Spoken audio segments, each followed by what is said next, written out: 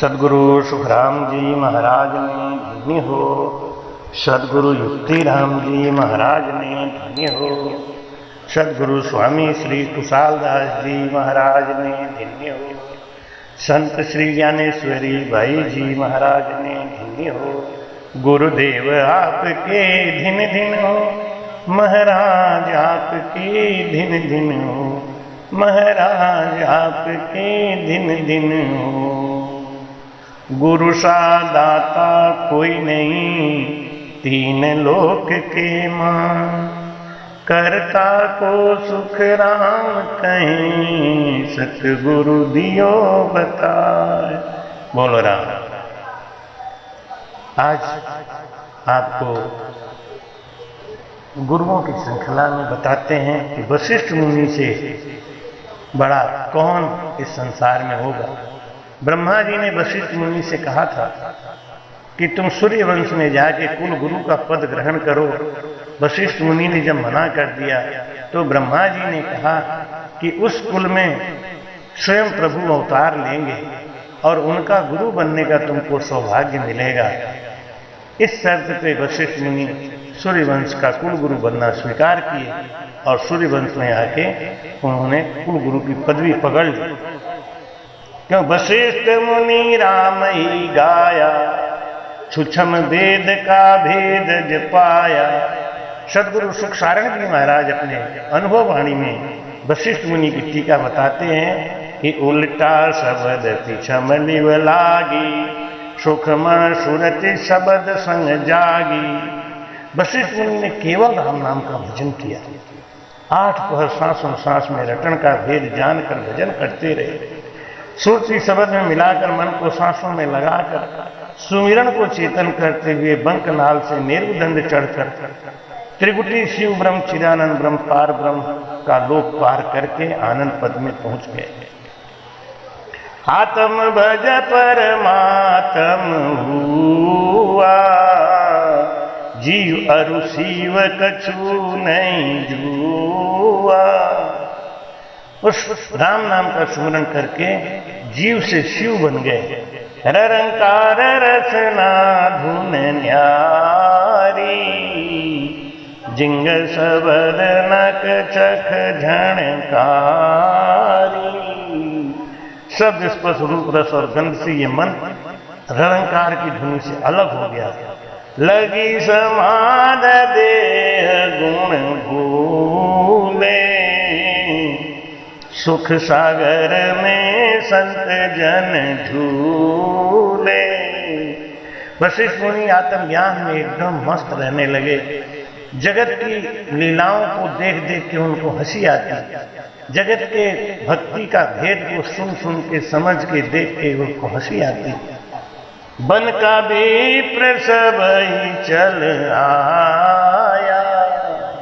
ऋषि मुनियों ने देखा कि वशिष्ठ मुनि जी महाराज कितने ज्ञानी आत्मज्ञानी संत हैं, तो फिर ये वेद पुराण शास्त्र और धर्म की भाषा क्यों नहीं बोलते, इनके समझ में क्यों नहीं आता।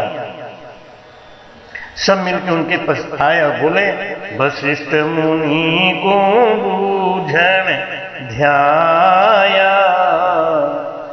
अब सब ऋषियों ने पूछा कि ओ मुनि तुम बड़े आचारा,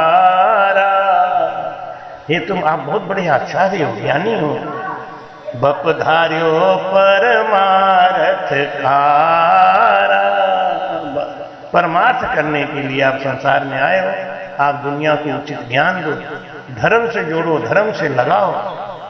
परमार्थ हित कोई काज न करहु, लेकिन आप तो दूसरों को कोई ज्ञान देते ही नहीं हो, अपने में ही मस्त पड़े रहते हो।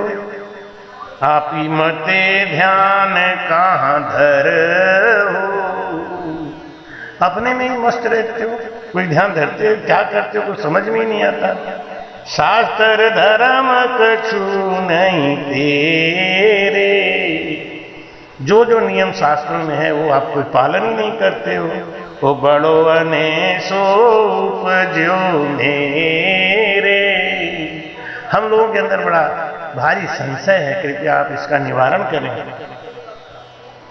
कुल कर्म धर्म क्रिया नहीं कोई। आप ब्राह्मण हो तो ब्राह्मण धर्म करो, ब्राह्मणों के अनुसार वेदों का अध्ययन करो, लोगों को द्विज बनाओ। गायत्री संध्या बिसराई, गायत्री मंत्र का पाठ नहीं करते आप, त्रिकाल भजन नहीं करते, क्या मतलब है? ओम जपो जापन दूजा, अग्निहोत्री देवन पूजा। ब्राह्मण कहते हैं कि तुम हवन नहीं करते, देवताओं को भोग नहीं लगाते, गायत्री का पाठ नहीं करते, आखिर ब्राह्मण धर्म तुम कहाँ निभाते हो? तो वशिष्ठ मुनि कहे, अहो विप्र तुम तो सब जानो। हे ब्राह्मणों, आप तो सब वेदों का सार जानते हो, शास्त्र धर्म कहाँ तुम मानो? शास्त्रों का धर्म क्या है इसको समझो। क्या लिखा है शास्त्र में कि सूतक पातक दोनों साथा, मोह पिता ममता मुई माता।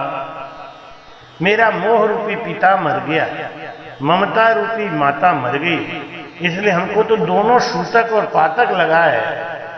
और सत्य ज्ञान सुत उपजा दोई, गायत्री संध्या की मोई। मोह रूपी पिता मरने के कारण, ममता रूपी माता के मरने के कारण सत्य ज्ञान ये कहता है कि हमको दोष लग गया सूतक पातक का, इसलिए मैं गायत्री संध्या पाठ नहीं करता, क्योंकि मेरा मोह मर गया, क्योंकि मेरी ममता मर गई। बरती जुगत उत्तर यो दीनो, ब्रह्म ज्ञान विप्रा नहीं चीनो। इस गूढ़ ज्ञान को विप्र लोग समझ नहीं पाए। आत्म को धर्म हुए विचारो, दिव्य दृष्टि सत्स्वरूप निहारो। आत्म धर्म बिनु धर्म न कोई, जामन मरण मिटे नहीं दोई। यूं वशिष्ठ मुनि से न बताई, विप्र न समझा बन को जाई। वशिष्ठ मुनि ने उन ऋषियों को, मुनियों को कहा कि आत्म धर्म को धारण करो, बिना आत्म धर्म के धारण के जन्मना मरना मिटेगा नहीं। ऐसा गूढ़ ज्ञान जब ब्राह्मणों को बताया तो ब्राह्मण उसको समझ नहीं पाए, और उन्होंने वशिष्ठ मुनि के ज्ञान को हल्का समझा और अपने वेद पुराण के ज्ञान को भारी समझते हुए उन्होंने वशिष्ठ मुनि का त्याग कर दिया।